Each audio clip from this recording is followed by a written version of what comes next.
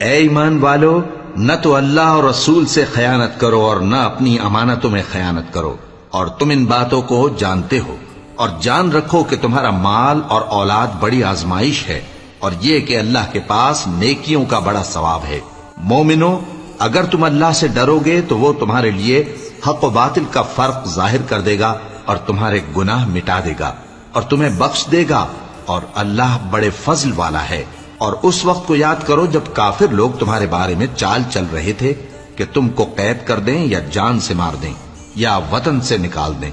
تو ادھر تو وہ چال چل رہے تھے اور ادھر اللہ تدبیر کر رہا تھا، اور اللہ